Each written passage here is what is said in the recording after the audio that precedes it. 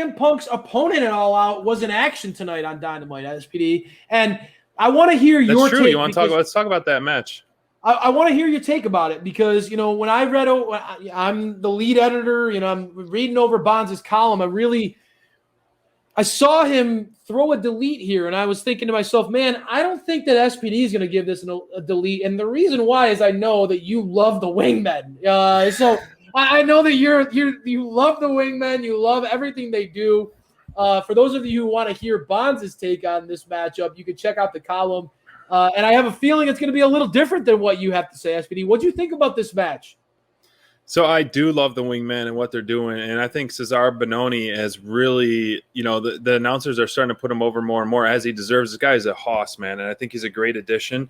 I'm still on the fence of JD Drake's new in-ring look. I like his trunks and the towel around his neck versus, kind of getting more dapper Drake. He could be, dapper JD Drake, but that could be a thing to do.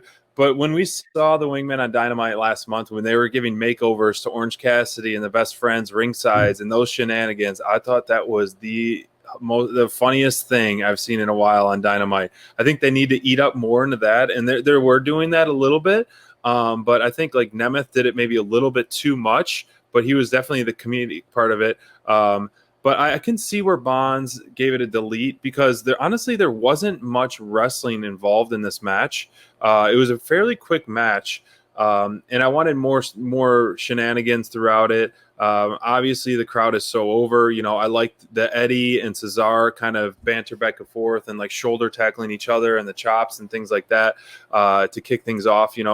But overall, obviously your boy, the Darby Express, getting the pin and the coffin drop on JD Drake. But it still gives me a head scratcher. Like, obviously, Daniel Garcia came out at the end to attack Darby. So clearly this feud with the Dream Team as Bonds, coins Darby, Mox, and Eddie, I feel like this isn't over. And it's, clearly these guys are in a different league.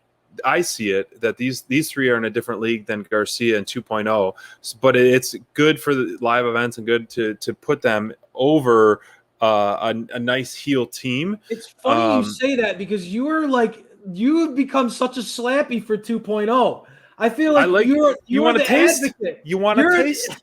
You're the advocate for Team 2.0. I'm shocked to hear you say it. Honestly, I don't think that anybody's above anybody. Now, again, Jon Moxley and Eddie Kingston and Darby Allin are clearly incredible talents that AEW knows they can bank on. But the opportunities that we've seen Team 2.0 and Daniel Garcia get when they've had the chance to go against these guys, they've delivered. And that's all you could ask for out of them.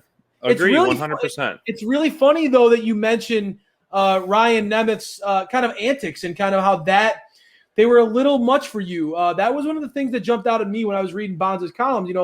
He's usually we're all such huge fans of what they can do, and we feel like Nemeth is incredibly funny and really knows how to connect and go over the top. But I think that the reason why it stood out so much was because, as Bonds points out, Moxley he's got this intensity about him right now, dude. And there's laser focused. I mean, dude, like AEW, likes to have a lot of laughs. The Elite like to do a lot of shenanigans and like to keep things light and funny. We laugh our butts off every time that they have the danglies and their new outrageous outfits. The DMD is going to crack you up with some of her one-liners. Her jabs are always on point. That woman just knows how to eviscerate somebody. There's a lot of comedy in AEW. But Moxley is so no-nonsense right now, man. Like, this dude, if you're not vibing with what Moxley's spitting out right now, I'm kind of shocked because he feels like fire.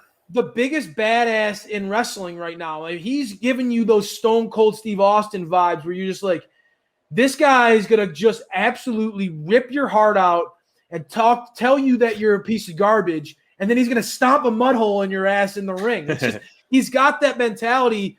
Mox looks like he is ready to go, dude. And so the promo work that this dude's cutting, ahead of All Out, challenging a legend.